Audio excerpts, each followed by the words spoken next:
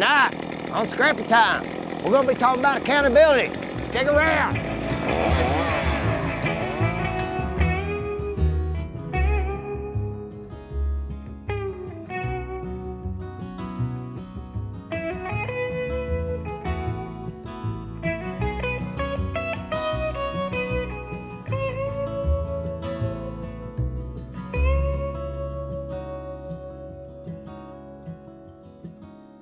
I watch the sun fall from a rock outcrop. The moon slowly rose and the valley filled with fog. And then I heard a commotion on the trail down below. Carbide lights were coming up the mountain, and they were led by Mother Jones singing, "Which side are you on, boys? Which side are you on?" I never wanted to leave the top of a mountain, 'cause Lord knows I love to get high. I never wanted to leave the top of a mountain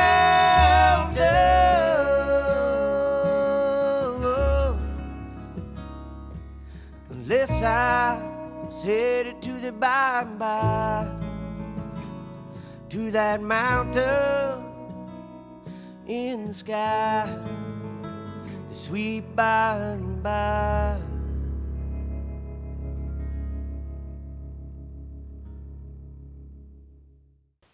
Hey everybody, it's Scrappy Time, and today we're going to be talking about accountability.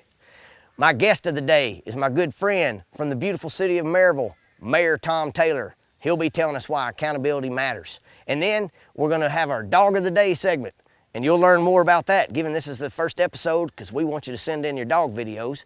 And finally, we're gonna have the last lap, and I'm gonna tell you how I feel about accountability. All those in favor of House Bill 939, vote aye.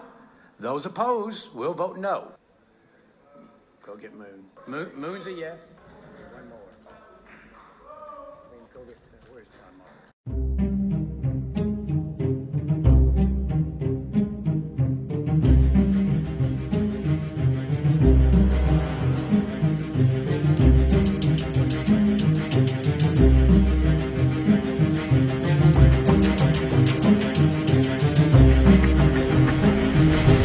Mr. Clerk, take the vote. Ayes 50, 48 nays. I hereby declare passed. It's an improper vote, and that's an invalid passage of a bill. Duly noted. This is the gentleman I ran against, Representative Moon. He told a lot of people he was going to vote no on vouchers. He hasn't been very responsive to folks. Everybody just has a couple questions. Come in, around the table. If you would, please, just turn that off. How about just stepping outside? Lucas, get the sergeant in arms, please. You're having me removed physically? Thank you. Hey, I'm a you. constituent. You just shut the door on a teacher from Blount County. He did say he was going to vote no. Told us all and all the school boards. He voted yes. Why would you want to keep someone in a school where 95% of the kids can't read in high school? I want to fix the school. I do too. Not if you're taking money away from it. Right. Yes, you are, sir. I'm assuming that You're we're assuming. at least You're middle class. assuming. We had to assume a lot, Jerome, because you weren't available or Right, accessible we never to showed us. up. So why did you tell the superintendents and all those folks that you were going to vote no? That's and you did? that's before the governor. So said that's how that and easy it showed is? me. The No. governor gives you a handful of numbers? I don't think you understand what a voucher is. Stop. I wish you would listen to your teachers and your superintendents. We'll remember this in 2020. I hope so. Hey y'all, I hope you enjoyed that, and I appreciate the Tennessee Holler for letting us use that footage. In this next segment, we're about to talk to Tom Taylor, and you're gonna hear us talking about accountability and vouchers. A future episode is gonna cover vouchers a lot more specifically, but I do want you to know, I hate them. We should not be sending our public tax dollars to private schools. We need to fix our public education system. I hope you enjoy this interview. I'm sitting on the back deck here at Stacy's property here in Rockford. We've got Indy hanging out with us, and we're going to have a conversation today with my good friend and the mayor of Maryville, Tom Taylor. And appreciate you being here today, and would love for you to, before we get into all the good stuff, let's hear a little bit about you and your relationship to Blount County and Maryville and everything else. All right. Well, thank you, Jay. Well, I guess the first thing you know about me is that I am a Maryville boy through and through. And you only have to listen to me say one sentence, and it's obvious that I'm a Maryville boy. I have the Maryville accent. Born in Maryville, went to Maryville City Schools, graduated from Maryville High, graduated from Maryville College, did some graduate work at UT, and came back and taught at Maryville College under Dr. A. Randolph Shields, who was my mentor and lifelong friend. I've got a lot of different experience. Besides teaching at Maryville College, I've had probably 3 businesses. I've had Drake Auto Parts, Morningside Inn, and now commercial cutting equipment, which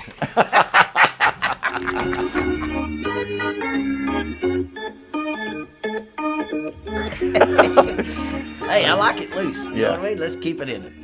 blame it on the dog. I'll have to say that being in politics was not what I imagined at all when I ran for office. I thought it would be you were faced with a decision, you have to make a judgment whether something is right or something is wrong. I'm not afraid to make a decision. I think I have a very good moral compass on what's right or wrong, so I thought, this is going to be a piece of cake. Something's presented to me, I decide whether it's right or wrong, make a decision. And it turns out it's never like that. It's always shades of gray. In city council especially, I am having to make a judgment between one group of friends that have a very strong feeling about something and another group of my friends who are on the opposite side but are very strongly judgmental about something. And there I am having to decide between two. Holy moly. Thought I had this thing turned off.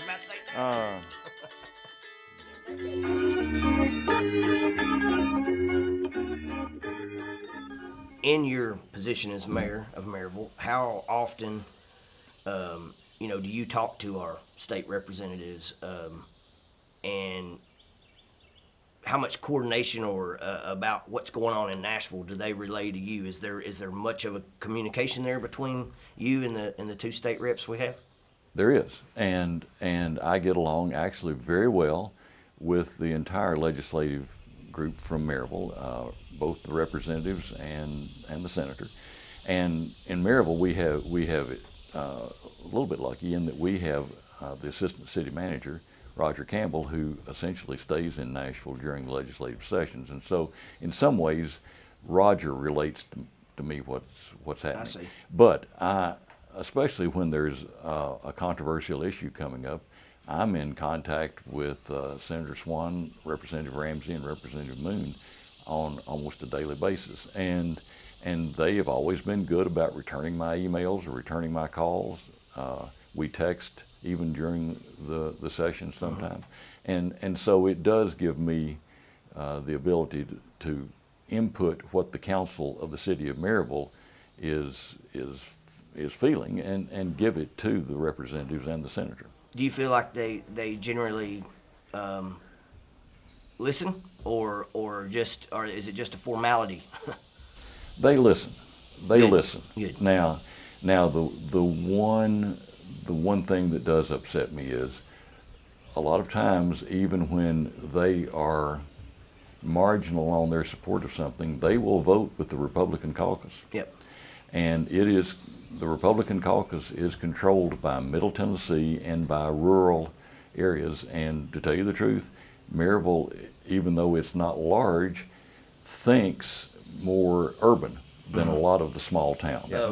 So that said, when you say you're in contact, and especially when there's controversial issues or bills coming up, how important is it for you to be able to have confidence in what those guys are telling you that they're going to do? They are usually good about telling me where they're going to vote, even if they don't agree with me. And so we've had some instances where that wasn't the case, but I think they feel confident in talking to me and saying, okay, here's what I'm going to do. You may not agree with it, but this is what I'm going to do. Right. And so we have a very honest dialogue I feel. So that's extremely important I for think you, so it to, is. you to have confidence and trust in those representatives. Because I think it's very important that I'm comfortable with the legislative delegation from our county. the big elephant in the room for me Yeah, is the voucher vote. sure. And the reason it's the big elephant in the room for me is because I know that my opponent, Representative Moon, told not only you but the directors of schools that I've talked to, Mayor Mitchell, and numerous others, including the Blount County Education Association, that he would not vote for vouchers, and even had said that to a couple people I've talked to, within 24 hours of voting on it. So, what's your opinion on vouchers, first of all, and then what's your opinion of how that whole thing went down, not just with Representative Moon, but just the whole vote in general? Yeah, I am not a fan of vouchers, and I'm not in favor of the plan that is being run statewide, because yes, it only applied to Davidson and Shelby counties initially, but of course the overall plan was to expand it throughout the state as soon as they got this established. And they have been fairly, the proponents of the voucher system have been very transparent about it. That's what their goal is. So I don't like that. Anyway, the process with which that vote came down was a very strong-armed approach by the governor. I mean, and he and most of the people he has appointed have been appointed simply because they support school vouchers, even in areas outside the school voucher program. So he made it very clear that that was his main goal as governor, and he has pursued that. He has been very accountable, if you will, on that. He has not strayed from that. Oh yeah, he definitely has not changed on that at all. No. Wavered. And so he strong-armed votes to get what he needed, and I don't know exactly what promises were made. I wasn't in the chamber. I was still trying to find out what Jerome got promised. Yeah, well, I have no idea, and I don't know that he was specifically. In the House, there were strong-arm tactics being used by the governor's staff, and it got him the vote. Yep, and it also got a FBI investigation into how that vote went down, because as everybody, hopefully that's watching this, saw in the previous segment, we showed how the vote went down. Yeah. And the very first thing out of Speaker Glenn Casta's mouth, which of course he's the ex-speaker now because he's more or less showed himself not to be very, well, we'll leave it at that. But he said, first thing out of his mouth when the vote was tied was, "Where's Moon?" Go get Moon. Moon's a yes. And his mic was still on. He said, "Where's Moon? Go get Moon." And his chief of staff or whoever's off camera says, "Moon's a yes." And then they said, "Well, go get John Mark Wendell." Well, John Mark Wendell was the one they took out on the back porch, and that's where the FBI investigation comes in, and y'all are welcome to go check that out if you will. I highly recommend Googling it. It's some good reading. My frustration with Representative Moon was also after that vote went down, he went radio silent. The paper he used to be the publisher of couldn't even get a quote out of him. And he wasn't returning calls to a bunch of constituents, including a lot of Blount County teachers. So, we were in it. We got a couple people to give us a little money to rent some vans and took some teachers up there. And I called, we made sure they knew we were coming, even though we didn't get a reply. And in meeting with Representative Moon, I asked him, and it's on tape, did you tell the mayors and the school directors and all these people that you would be a no vote on vouchers? And he said, "I did. Until I met with the governor last week and he showed me this piece of paper." So why did you tell the superintendents and all those folks that you were going to vote no? That's before the governor. So that's how easy it is? The governor gives you a handful of numbers that they want to put together? Yeah, that's right. And those 10 schools puts 1,000 people out every year.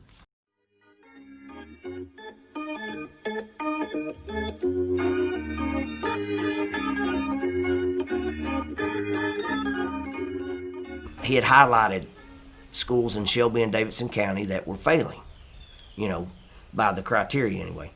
And just more or less was saying, if these vouchers could allow just one person to be successful in life because they were able to get a better education.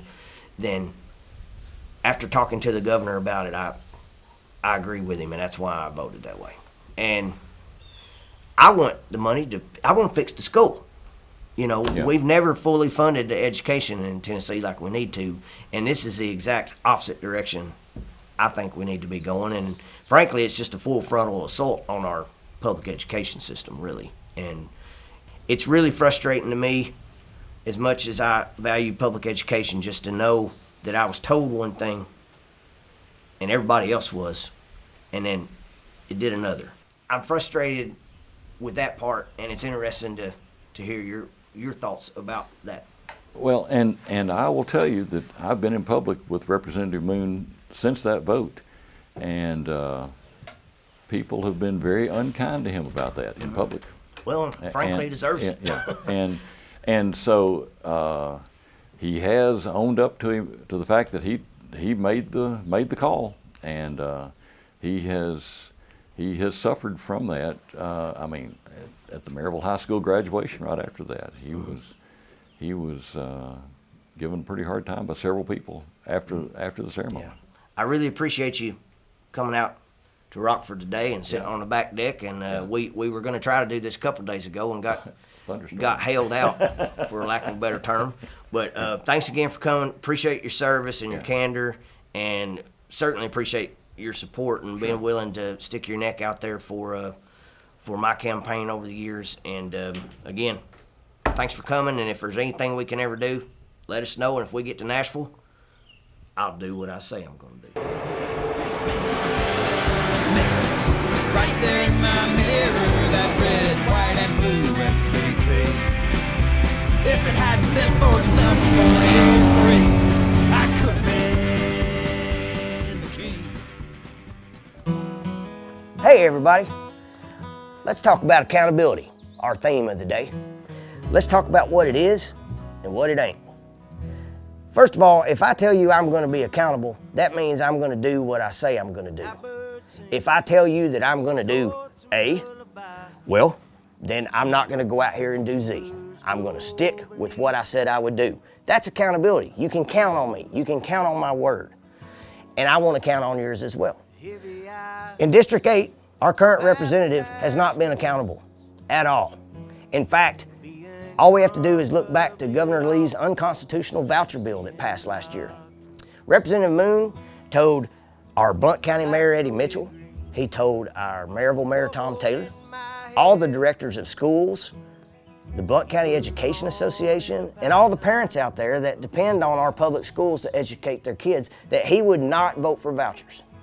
He even told people that within a couple hours of the vote, and still changed his vote simply because he had a meeting with Governor Lee, and all it took was a single piece of paper with some highlighted numbers. Apparently that's all it took. There's actually a lot of controversy around the vote. There's actually an FBI investigation related to the vote. So when you watch the voucher video that we've been showing, pay attention to what Speaker Cassidy says. The first words out of his mouth when the vote's tied and he's holding up the vote is, "Where is Moon?" I ask that question a lot. Where is Moon? Because I don't see him around very much, and he certainly doesn't respond to people like he should. That's a part of accountability too. I would like us to hold our elected representatives accountable. Make sure that they do what they say they're going to do, and we have to work together to hold them accountable, and the way we do that is in the voting booth. I don't care if you have an R, a D, an I, or a Z by your name. If you don't do what you say you're going to do, you aren't qualified to be a representative. I hope I can get your vote in November, and we'll send the message to every elected official out there, but especially Representative Moon. You can't govern and not be accountable. That I'd see Petey when I die. And Lord, I hope you love dogs too. I think Jesus loves dogs too. As the years passed on, many dogs come and gone. I still remember them all. It was Pat Snowflake and Sadie.